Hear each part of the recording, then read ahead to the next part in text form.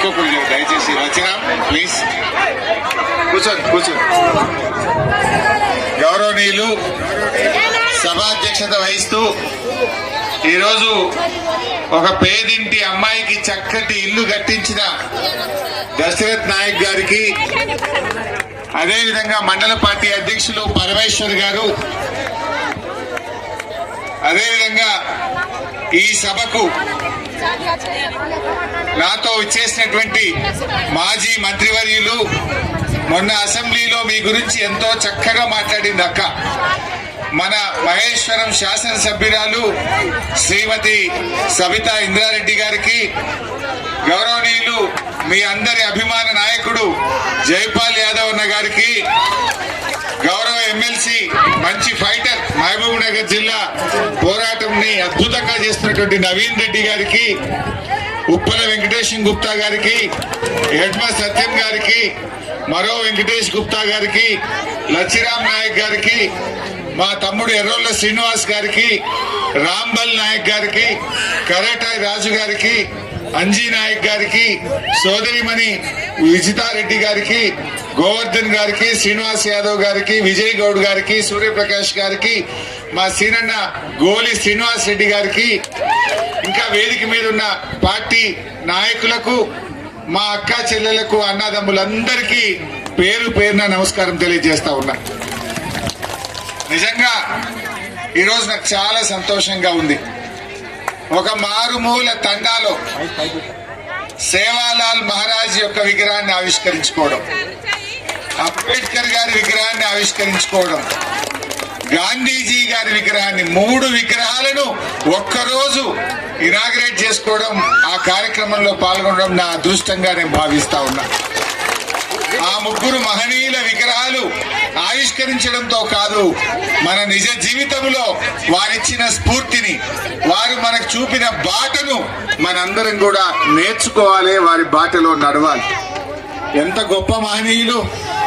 ఇలా గాంధీజీ గారు ఈ దేశానికి స్వాతంత్రం తెచ్చిన మహనీయుడు, మన జాతిపిత మహాత్మా గాంధీ. ఆ రోజు గాంధీ గారు ఎలాంటి హింస లేకుండా అహింసాయుతంగా ఉప్పు సత్యాగ్రహంతో ఆయన ఎంతో పోరాటం చేసి ఈ దేశానికి స్వాతంత్రం తెచ్చిన మహనీయుడు గాంధీ గారు. ఆ గాంధీజీ బాటలోనే నడిచిండు మన కేసీఆర్. ఆ గాంధీ బాటలో నడిచిండు, ఆమరణ నిరాహార దీక్ష చేసి ఈ తెలంగాణ రాష్ట్రాన్ని తెచ్చిండు మన కేసీఆర్. మరొక మహనీయుడు డాక్టర్ బాబాసాహెబ్ అంబేద్కర్. ఇవాళ నిజంగా తెలంగాణ వచ్చిందంటే అంబేద్కర్ గారు రాసిన రాజ్యాంగమే మనకు తెలంగాణ తెచ్చింది. అంబేద్కర్ గారు చిన్న రాష్ట్రాలకు హక్కులు కల్పించిండు. రాష్ట్రాలు ఎలా తెచ్చుకోవాలో ఆనాడు ముందు చూపుతో అంబేద్కర్ గారు రాజ్యాంగంలో రాసిండు కనుకనే ఇవాళ తెలంగాణ రాష్ట్రం వచ్చింది. అందుకే కేసీఆర్ గారు 125 అడుగుల ప్రపంచంలోనే అతిపెద్ద అంబేద్కర్ విగ్రహాన్ని మన హైదరాబాద్ నడిబొడ్డున పెట్టించిండు కేసీఆర్. ఈ రాష్ట్రాన్ని నడిపే సచివాలయానికి డాక్టర్ బాబాసాహెబ్ అంబేద్కర్ సెక్రటరియట్ గా మన సచివాలయానికి కూడా పేరు పెట్టి ఆ మహోన్నతుడి ఆశయాలను ముందుకు తీసుకొని పోయిండు కేసీఆర్. ఇలా ఎన్నో మంచి కార్యక్రమాలు జరిగినాయి. మా సంత్ సేవాలాల్ మహారాజ్, ఇలా మా అక్క చెల్లెలు అందరూ ఉన్నారు, సేన్ రామ్ రామ్, మా లంబాడి అన్నదమ్ములకు అక్క చెల్లెలందరికీ సేన్ రామ్ రామ్. అయితే ఈరోజు సేవాలాల్ మహారాజ్ విగ్రహాన్ని ఆవిష్కరించుకున్నాం. ఎంత సంతోషం!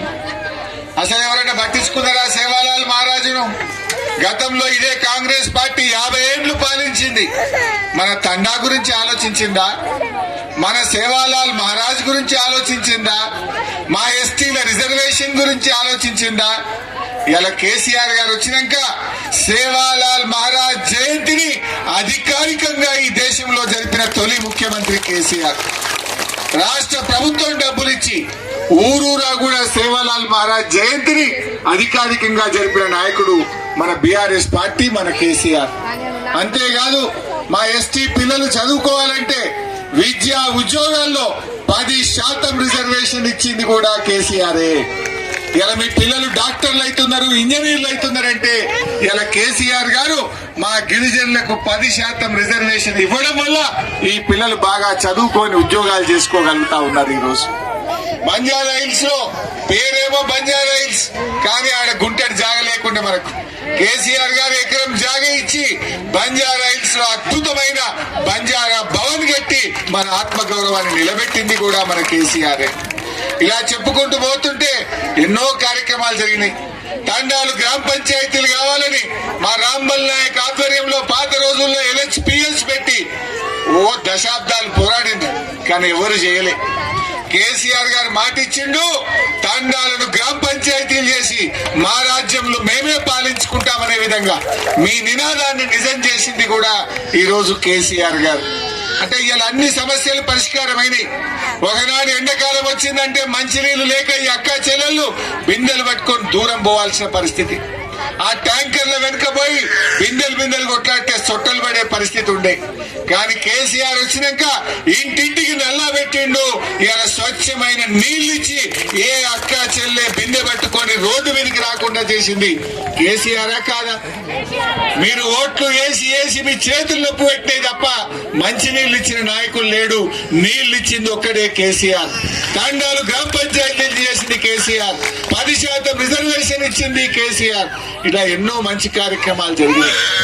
కానీ ఇలా రేవంత్ రెడ్డి గారు కాంగ్రెస్ పార్టీ ఎన్నో హామీలు ఇచ్చింది. చాలా మాటలు చెప్తే మీరు నమ్మిండ్రు. 10 ఏళ్ళు కేసీఆర్ మంచిగానే చేసిండు, కానీ వీళ్ళేదో మరి తులం బంగారం ఇస్తారట కదా, ఆడపిల్లలకు స్కూటీలు ఇస్తారట కదా, 2 లక్షలు మాఫీ చేస్తారట కదా, లేక ఇట్లా 2500 ప్రతి మహిళకి ఇస్తారట కదా అని చాలా హామీలు ఇస్తే నమ్మినాం మనం. ఏమైంది ఈరోజు? రేవంత్ రెడ్డి ఏడాది అర్థం పరిపాలన అయిపోయింది. ఏడాది అర్థం రేవంత్ రెడ్డి పాలన చూస్తే అంతా సగం అంతా ఆగమాగం అయిపోయింది తెలంగాణ. ఒక్కటన్నా చక్కగా ఉన్నదా? ఏ ఒక్క స్కీమ్ అన్నా అమలైందా? ఏ ఒక్కటన్నా సంపూర్ణంగా ప్రజలకు అందుతున్నదా? ఇలా దయచేసి మీరు ఆలోచన చేయండి. రేవంత్ రెడ్డి పరిస్థితి ఎట్లుందంటే అసెంబ్లీ బయట అబద్ధాలు చెప్తాడు, అసెంబ్లీ లోపల కూడా అబద్ధాలే చెప్తాడు. ఒక్కటన్న మాట మీద నిలబడాడు. ఇప్పుడే సబితక్క చెప్పింది, మేము గతంలో రుణమాఫీ ఏమైందా అని గట్టిగా పట్టుకున్నాం. పడితే దేవుళ్ళ మీద ఒట్లు పెట్టిండు. అన్ని ఒక్క దేవుడు కాదుగా, కనబడ్డ దేవుడి మీద అల్లా ఒట్టు పెట్టిండు. మా అక్క అన్నట్టు గండి మైసమ్మ మాత్రం తప్పించుకున్నది. ఆ గండి మైసమ్మ అనుకున్నట్టుంది, ఈయన వచ్చి నా మీద ఒట్టు పెట్టడేమో అనుకున్నట్టుంది. ఈ దేవుళ్ళనే మోసం చేసిన రేవంత్ రెడ్డి ప్రజల్ని మోసం చేయడా? ఏం చెప్పిండు? 15 ఆగస్టు కల్లా ప్రతి ఒక్కరికి రుణమాఫీ చేస్తా అని రాముల వారి మీద ఒట్టు పెట్టిండు, జయంగీర్ పీర్ దర్గా మీద ఒట్టు పెట్టిండు, చర్చి మీద ఒట్టు పెట్టిండు, మరి అలా శివుని మీద ఒట్టు పెట్టిండు, యాదాద్రి లక్ష్మీ నరసింహస్వామి మీద ఒట్టు పెట్టిండు. కానీ ఇవాళ రుణమాఫీ అయిందా? ఇవాళ సగం మందికి కూడా ఇవాళ రాష్ట్రంలో రుణమాఫీ కాదు. ముఖ్యమంత్రి కదా ఆయన మాట నమ్మిండ్రు. 2 లక్షల మీదున్నోళ్ళు ఆ మీద డబ్బులు కట్టుండ్రి, ఒక్క క్షణంలో మీ రుణం మాఫీ చేస్తా అన్నాడు. పాపం ఆయన మాట నమ్మి కడితే ఇవాళ రైతులకు రుణమాఫీ కాలే, అప్పుల మీద పడ్డాయి. ఇవాళ ఆగమాగం అవుతున్నారు. పాపం రైతులు ఆత్మహత్య చేసుకుంటున్నారు. నేను రేవంత్ రెడ్డిని అడుగుతా ఉన్నా, నువ్వేమంటావు? మాట మాట్లాడితే నేను పాలమూరు బిడ్డను అంటావు, నల్లమల అడవుల్లోకి వచ్చిన అంటావు. మరి నల్లమల అడవులకి వచ్చినవైతే 2 లక్షల రుణమాఫీ విషయంలో నీ నిజాయితీ ఏమైంది? పాలమూరు బిడ్డవైతే నీ పౌరుషం ఎక్కడ పోయింది రేవంత్ రెడ్డి అంటున్నా. ఇవాళ ఈ రాష్ట్రంలో రుణమాఫీ కాక రైతులు ఎంతో బాధపడుతుంటే నువ్వు ఇవాళ ఎగబెట్టి మోసం చేసినావు. కొద్దిగంత చేసిండు, ఏం చేసిండా కొద్దిగంత మీకు కూడా అర్థం కావాలి. వానకాలం రైతు బంధు పైసలు 8,000 కోట్లు ఎగ్గొట్టిండు. మన వానకాలం రైతు బంధు పడాలనే వద్దా? పడరా? అవి 8,000 కోట్లు ఎగ్గొట్టిండు. మొన్న యాసంగిలో 3-4 ఎకరాల దాకా వేసిండు, అందులో ఒక 4,000 కోట్లు ఎగ్గొట్టిండు. అవి ఇవి కలిపితే 13,000 కోట్ల రూపాయలు రైతు బంధు పైసలు ఎగ్గొట్టిండు. ఈ 13 తీసుకుపోయి కొంతమందికి రుణమాఫీ చేసి ఇక నేను చేసిన అంటాడు. నువ్వు చేసిందేమున్నది? రైతు బంధు ఎగ్గొట్టినావు, 1,000 మందికి రుణమాఫీ చేసినావు, 12 మందికి రుణమాఫీ కూడా ఎగ్గొట్టినావు. మీరు యాడ్ చేసుకోండి. కేసీఆర్ గారు ఉండగా కరోనా వచ్చింది. కరోనా వస్తే మనందరం తలుపులు పెట్టుకొని ఇళ్లలోనే ఉన్నాం 45 రోజులు. భయపడ్డాం బయటకు రావాలంటే. బస్సులు బంద్, ఎక్కడ రోడ్ల మీద మనిషి లేకుండా అయిండు. గంత కరోనా కష్టకాలంలో కూడా కేసీఆర్ గారు మీరు రైతు బంద్ వేసిండా లేదా బరాబర్? నీ నెల 2000 పింఛన్ ఇచ్చిందా లేదా? నీకు ఏదన్నా ఆపిండా కేసీఆర్? మరి ఏమైందా రేవంత్ రెడ్డికి? ఇప్పుడేం కరోనా లేదు, ఏం తిప్పలు లేదు. ఎందుకు ఇవ్వవు రైతు బంధు? వానకాలం 9000 రైతు బంధు ఎగ్గొడుతుంది, యాసంగి 4000 ఎగ్గొడుతుంది. 13,000 కోట్ల రూపాయలు మా రైతుల చేతుల్లోకి, మా పేదల చేతుల్లోకి వచ్చే డబ్బులను ఇవాళ ఎగబెట్టిండు రేవంత్ రెడ్డి. 13,000 ఎగ్గొట్టిండు. ఇవి తీసుకుపోయి రుణమాఫీల జరంత ఇచ్చినట్టు చేసి ఇక రుణమాఫీ అయిపోయింది అంటాడు. చెప్పింది ఎంత రుణమాఫీ? 49,000 కోట్లు చేస్తా అన్నాడు. బడ్జెట్ లో 31,000 కోట్లు అన్నాడు, కానీ ఇచ్చింది 15-16 కూడా లేదు. అంటే అంతా మోసం. రైతు బంధు ఏమన్నాడు? ఎకరానికి 15,000 అన్నాడు. పోనీ అదన్నా వచ్చిందా? అది వచ్చింది లేదు. ఏ ఒక్క మాట కూడా ఇవాళ నిలుపుకోలే. కేసీఆర్ గారు ఉండగా ఈ రాష్ట్ర జీడిపి పెంచిండు, రాష్ట్రం యొక్క ఆదాయం పెంచిండు కేసీఆర్. కేసీఆర్ జీడిపి పెంచితే రేవంత్ రెడ్డి గుండాయిజాన్ని పెంచుతున్నాడు. కేసీఆర్ గారు ఈ రాష్ట్రంలో పేదల తలసరి ఆదాయం పెంచిండు. పేదల ఆదాయాన్ని కేసీఆర్ తలసరి ఆదాయం పెంచితే ఈ రేవంత్ రెడ్డి ఏమో ఆయన కుటుంబ ఆదాయాన్ని పెంచుకుంటుండు. ఆయన కుటుంబ ఆదాయం పెరుగుతుంది తప్ప పేదలకు ఆదాయం పెరుగుతలేదు. ఏమైనా మాట్లాడింది అనుకో, రేవంత్ రెడ్డి పాలన ఎట్లుందంటే అయితే లూటీ లేదంటే లాఠీ. మొత్తం ఇప్పుడు ఈ రోడ్ వేసిండు. ఏం రోడ్డు? మీరందరూ వద్దంటున్నారు. 6 line road, green field road వేస్తా అంటే ఎందుకయ్యా ఈ రోడ్ అని మీరు అందరు అడుగుతున్నారు. నాకాడ ఊర్లే దరఖాస్తులు ఇచ్చిండ్రు రైతులందరూ. ఏమంటున్నారు?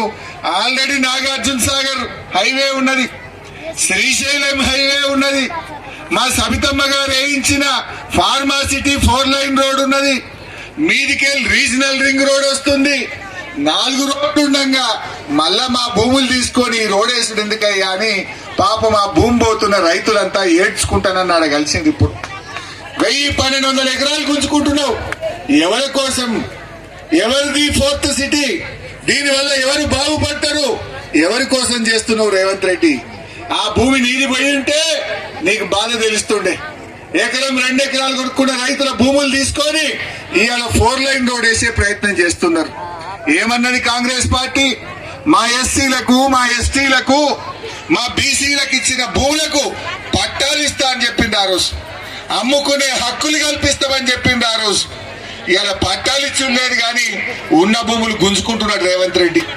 కొత్తగా మళ్ళా ఫార్మాసిటీ పక్కన ఇంకా 12,000 ఎకరాలు గుంజుతాడట. ఇప్పుడు 4 లైన్ రోడ్ పేరు మీద మళ్ళీ 1,200 ఎకరాలు గుంజుతున్నాడు. మహేశ్వరం కాన్స్టిట్యున్సీలో ఇంకో 2,000 ఎకరాలు ఇండస్ట్రీల మీద గుంజుతున్నాడు. నేను అడుగుతా ఉన్నా రాహుల్ గాంధీ గారిని, రాజ్యాంగం చేతులు పట్టుకొని తిరుగుడు కాదు.